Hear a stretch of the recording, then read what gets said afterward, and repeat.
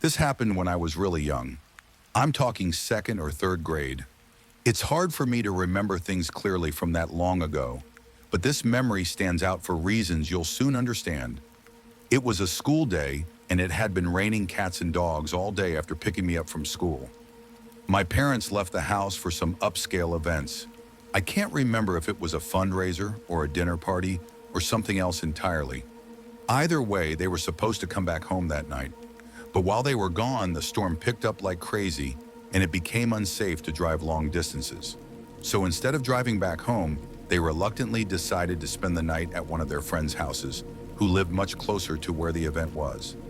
I remember them calling me on the house phone and repeatedly apologizing for leaving me there by myself, even though I insisted that I wasn't even hungry and I'd be fine. My mom gave me a list of things to do before bed: lock all the doors and windows, keep at least one house light on, make sure all the blinds were closed. Typical stuff at the time. I didn't understand why they were making such a big deal about everything. I wasn't quite old enough to realize how important it was to not leave kids my age home alone. In fact, I was actually kind of excited to have the place to myself. It meant unlimited candy and no bedtime.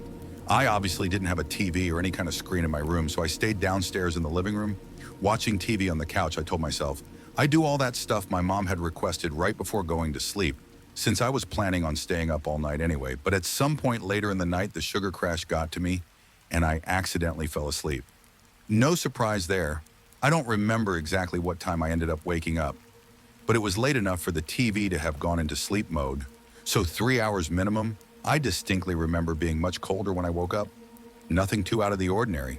I mean, temperatures drop at night, but the difference was significant enough for me to instantly make the connection. Even at that young age, I thought about just curling back up and going back to sleep. But then I remembered the list my mom had given me. Even at that age, I knew she'd find out if I didn't do it, and I really didn't want to get in trouble after she trusted me to stay home alone. So I forced myself off the couch and went to check the windows and doors. I went around and did everything she asked: locked the front and back doors closed, all the blinds, checked the windows. Even the light, everything was shut tight, which confused me a little because the house still felt way colder than it should have. I even put my hand against a couple of the windows to make sure they weren't cracked open or something, but they were all sealed. I figured maybe the storm knocked out the heater or something, and I didn't think much more about it. That explanation made sense to me at the time, and I was so tired that I couldn't devote more energy to thinking about the heat, so I headed upstairs to my room, ready to crawl into bed and forget about it. When I got to my room, I finally realized just how bad the storm had gotten. Our living room is tucked into the center of the house, so I hadn't really been able to appreciate the storm from down there. My childhood bedroom has a big external window, though, so I could hear everything. The rain was slamming against the glass like it was trying to get in, and every minute or so there was a burst of lightning followed by a deafening clash of thunder. I wasn't scared of storms at that age, but I do remember being concerned that a tree was going to fall in the house. That's probably why I had trouble falling back asleep, even though I had been dead tired not even 20 minutes prior. As I was lying there trying to fall asleep, I started picking up on these odd sounds. Every so often there were these weird creaking sounds like shifting wood. Thing is, the entire floor is carpeted, so it couldn't have been coming from my room. At first I thought it was a tree swaying in the wind, but the sound didn't quite fit. Even then, I knew the general sounds associated with thunderstorms. This definitely wasn't one of them. It started bothering me after a while, for whatever reason. It wasn't the storm keeping me up. It was that stupid sound. I couldn't take it much longer, so I sat up and looked around the room, not really sure what I was looking for. I listened, trying to drown out the sounds of the storm and focus in on the creaking lightning flashed illuminating the whole room. Everything looked normal, but my eyes were drawn to the only wooden thing in the room: the closet. The room went dark again, and I sat there perfectly still. About a minute later, lightning flashed again, and my room was once again lit up for just a split second. And in that split second, I saw something that made me choke. The closet door was slightly ajar. It had been closed before I was 100% sure of it. Something had opened it. There was something in my room. I didn't scream, I didn't speak. I didn't even think. I just got out of bed as quietly as I could and walked out of the room. That walk from the bed to the door felt like a 500-mile, 5-year journey. I immediately went downstairs and hid under the dining room table. Then and only then I started crying. I didn't know what else to do. There was someone in my house in my room, and my parents were too far away to help me. I'm not sure how long I stayed under that table, but at one point I heard footsteps walking down the stairs. I held my breath, knowing that any sound I made could have ended my life. They weren't normal footsteps. It sounded like whatever it was jumping and pinballing down the stairs. The footsteps got closer. They were approaching the dining room table, like they knew where I was hiding. I can't tell you how scared I was. I really thought I was going to die. And then from under the table, I saw them. I couldn't see their upper body, but two bare feet walked into view, two nasty, wet, and muddy legs that were tinted yellow. I couldn't tell if they were male or female legs. That's how gross and almost disfigured they looked. There were cuts all over their legs like they had rolled around in a thorn bush. They were also stumbling, like they were struggling to even stand upright. And just as I thought, it couldn't get any worse. They dropped something. It was a wrench. It clattered against the floor. And I'm telling you, it took every fiber in my being to fight back a scream. If that person bent down to pick the wrench up, they'd definitely see me with wide eyes. I watched as that person stood still, not picking up the wrench, but not walking away either. It felt like a standoff, where any wrong move could end my life. Eventually, they finally continued walking, and I couldn't see them anymore. I listened as the chaotic footsteps stomped and stumbled around my first floor for what felt like an eternity, and then finally the front door opened and shut. They were gone. I stayed hidden under that table for a long time. After that part of it was fear, but another part of it was what I can only describe as trauma. I just remember being shaken and scared. I was at the ripe age where I understood how dangerous the situation was, but not old enough to know how to deal with it. The rest of the night was kind of a blur. I picked the wrench up off the floor, not wanting my parents to find it the next morning, after making sure the front door was locked. I slunk back upstairs, crawled into bed, and fell asleep. Everything went back to normal after that. For whatever reason, I was terrified to tell my parents. I didn't want them to find out. I hadn't locked the doors and done everything they had asked me to do, so I just kept the whole thing to myself. It wasn't until several years later that I told them the story, and it actually took some convincing for them to believe me. Looking back, not telling them the moment it happened was an awful decision, since there was nothing that could have been done about it. So far removed from the incident, if I'm being frank, this experience traumatized me for basically the rest of my childhood. I slept with a nightlight from then on, and I developed a fear of the dark that didn't go away for a long time. I still have trouble explaining what happened that night, but I learned my lesson: lock your doors at.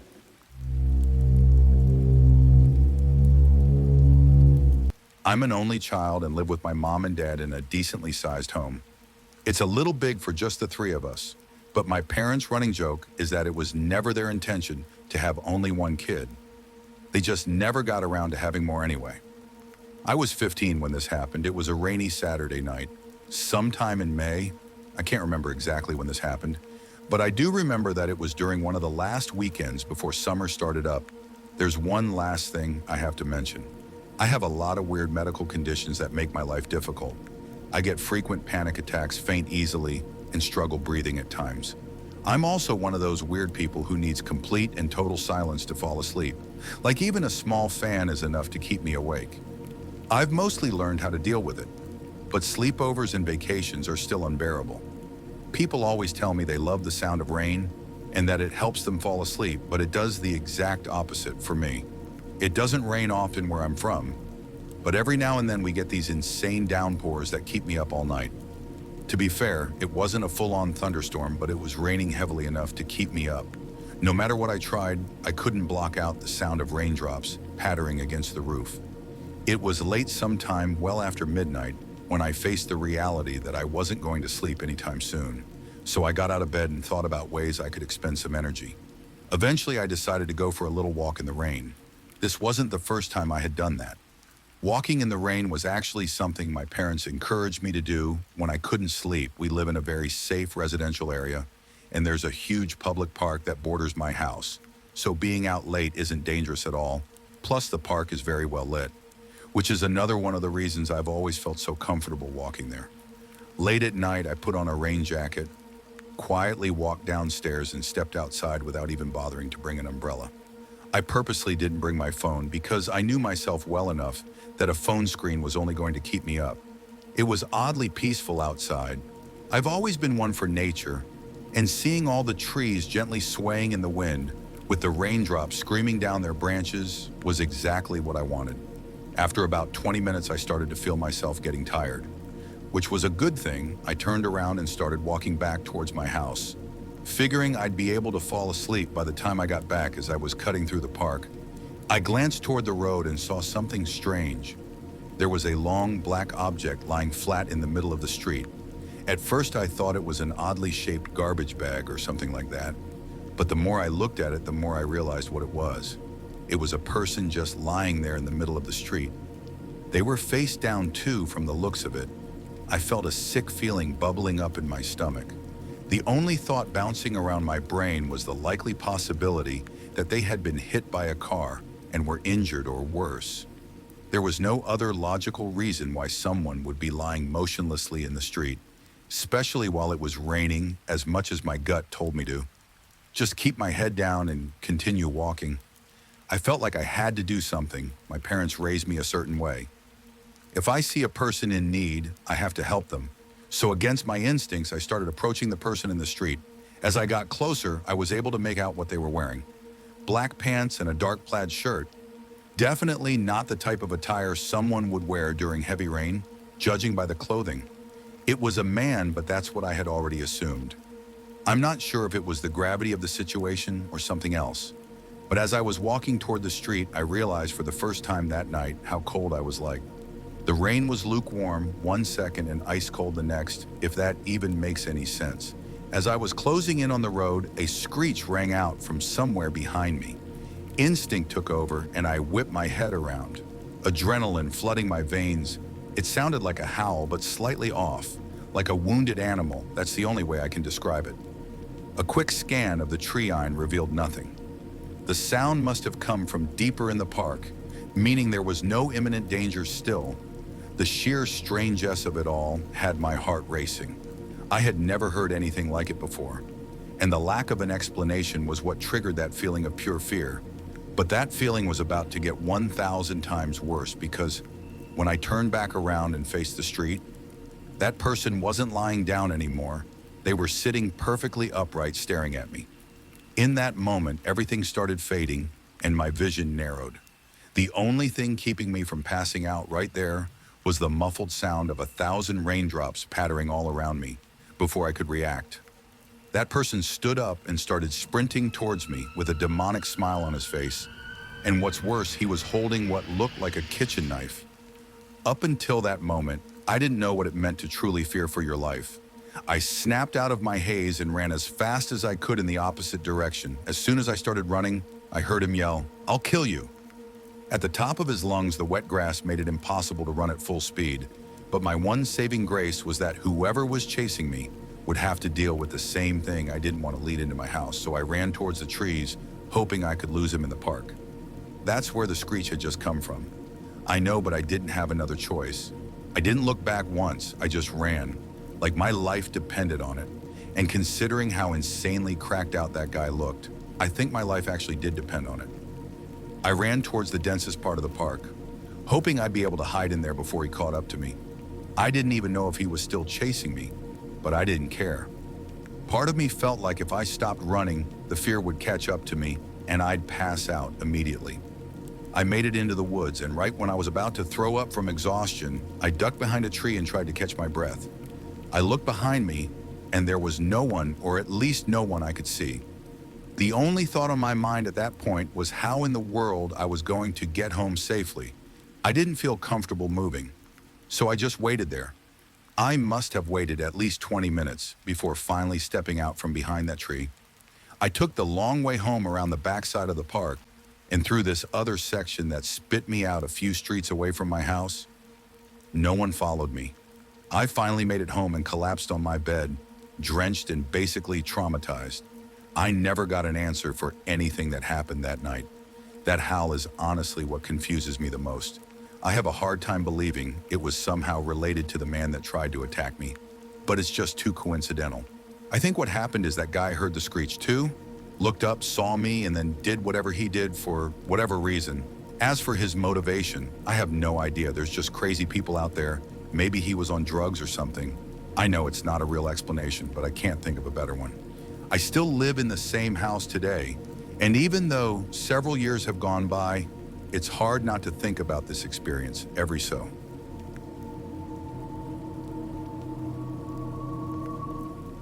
I'm 29 years old, and one of the only things that's ever really helped me clear my head is camping, not campgrounds or national parks, where there's other people around. I'm talking true, middle of nowhere camping. I grew up in Northern California, and I've spent the better part of my adult life learning to find those remote little pockets where you can still feel like the only person left on Earth. This story took place a few months ago. I had just broken up with my ex, and let's just say I was going through it. I needed to be alone. So one day I just packed up my truck and headed out. I didn't have a specific plan. I just threw some gear together and decided to go back to a quiet riverside spot I'd stumble across once before. It wasn't an official campsite or anything. Just a little bend in the river you could reach if you followed this barely. Their dirt road passed a whole lot of nothing. I got there sometime in the late afternoon, but the second I turned down the dirt path that led to the river, my stomach sank a little. There were already 2 trucks parked near the trail, head one gray and one white. I couldn't see anyone around, but just knowing other people were out there kind of killed the vibe for me. I hadn't driven all this way out in the middle of nowhere to interact with people. I sat there for a second, debating whether I should just turn around and find another spot. But I told myself it was a big stretch of river, and chances were whoever owned those trucks were camped far enough away that I wouldn't even see them. I hiked maybe 15 minutes downriver, and I saw 2 guys fishing up ahead. They looked like the type you'd expect to see fishing, thick beards, a little overweight, heavy boots, but it seemed like they were more focused on something else. As I got closer, one of them quickly covered something with his jacket and gave me this awkward half smile as I passed. He called out saying something about how they were just target shooting cans and didn't mean to freak me out. I just gave a polite nod. I saw 2 guys fishing and kept walking without saying anything. As I kept walking, I couldn't help but replay the guy's comments in my head. It wasn't even what he said that bothered me. It was how rushed and awkward it came out, like he was trying too hard to sound casual. I got that uneasy feeling you get when something doesn't quite add up. But I pushed it down. People out there weren't exactly known for their social skills. It wasn't that weird for rural folks to be a little off. When it came to talking to strangers, I told myself to let it go and focus on finding a good spot to set up camp. I found a spot a little further down the bend where the trees were thicker and the trail dipped out of sight. It wasn't perfect, but it was tucked away enough that I felt like I had my own space. I set up camp, pulled out a book, and tried to settle in. It started raining lightly not long after, so I threw on my rain jacket and kept at it, letting the sound of the river and the soft drizzle drown everything else out. Later, I wandered down to the rocks by the river's edge to reflect a little bit. That's when I noticed someone across the water. It was one of the guys from earlier, the one who had called out to me only this time. He was alone. He spotted me and waved. I hesitated, then waved back, figuring it was better to be friendly. He yelled across, asking for my name. I don't know why, but I shouted back my real name, Anisha, without really thinking about it. He stood there for a second after I answered, then pulled something out of his jacket. At first, I thought it was a phone, but then I realized it looked more like a disposable camera before I could even process it. He held it up and took a picture of me from across the river, and then without another word, he just turned and started walking back up the riverbank, like nothing had happened. I was beyond creeped out. The weird speech patterns and mannerisms were one thing, but taking a picture of me, that was next level strange. I headed back to my campsite and just figured I'd stay put for the rest of the night. After the sun went down, I crawled into my tent and tried to get some sleep, but my mind wouldn't shut off. I kept replaying the breakup in my head, picking apart every word, every mistake, what if I don't know how long I lied there like that? Just listening to the river and the light patter of rain against the tent. At some point, though, I started hearing something else, faint. Uneven sounds like someone stepping carefully over wet ground. At first, I tried to convince myself it was just the rain or some animal, but the longer I listened, the clearer it became. Footsteps circling the campsite, and the second I made that connection, my stomach dropped straight through the ground. I didn't even have to wonder who it might be. I'm no fool. I never go into the woods alone without protection, and this was no exception. I didn't hesitate. I grabbed my handgun from where I kept it tucked by my sleeping bag. Then I unzipped the tent and stepped out into the rain. My heart was pounding so hard I could hear it in my ears, but I needed to stay calm. I clicked my flashlight on and swept it across the trees, and there he was, that creep from earlier, standing a few yards away, half hiding behind a tree. He wasn't smiling or scowling. He just had this blank expression on his face. Like he wasn't all there mentally. The scariest part wasn't his demeanor, though, but the fact that he was holding a small axe in his left hand. For a second, I couldn't move. All I could think about was how far I was from anyone, how nobody would even hear me scream if it came to that. But somehow I managed to raise the gun and level it at him. I forced my voice to stay calm, even though every part of me was screaming as sternly as I could. I said, "Leave now, or I'll kill you." His facial expression didn't change at all. It was like my words meant nothing to him. After a few seconds of silence, he mumbled something about how his friend Ivan had discouraged him from coming to find me, and that he had to take care of Ivan. I didn't wait for him to say anything else. I fired a shot straight into the trees above his head. He stumbled a bit, clearly not expecting me to do that. I leveled the gun at him again, a little more confident. Now I told him it was his last chance, and to drop the axe he did, and a huge wave of relief washed over me. But I wasn't out of the woods yet. I told him to take his shoes off so that he'd have trouble following me, and then made sure he didn't have any other weapons on his person. Once I was sure he wasn't armed, I told him to go to my tent and grab my gear. I watched him like a hawk as he fumbled with my stuff, forcing him to toss it all out into the open, where I could see it. I packed the essentials as fast as I could, never letting him out of my sight. I jammed the axe into my backpack and made sure I wasn't forgetting anything. I'd have to leave the tent behind, but that was a small price to pay for staying alive. I then grabbed his shoes and threw them as far as I could into the darkness, and I told him to walk in the opposite direction. I kept the light on him the whole time, and the moment he walked far enough out of sight, I turned and started hiking back up the river as fast as I could. That was the scariest part of the whole encounter, stumbling through the pitch-black forest in the rain with a potential murderer behind me. I wasn't sure if he was following me, but I didn't care. I just kept going, trying to use the flashlight as minimally as possible. Both pickup trucks were still in the pullout. When I finally made it back to my car, I didn't stop, though. I threw everything in and sped out of there. When I got cell service back, I called the police and reported the whole incident, describing my location as best as I could. A few months have passed since then, and I'm not sure if anything ever came of it. But I'm not going out of my way to find out. What still scares me most about the whole thing is that comment he made about his friend Ivan, that he quote-unquote took care of him. I really don't want to think about what that means, but there's only so many explanations. I'm just glad I was armed. I could have easily lost my life that night if I hadn't been.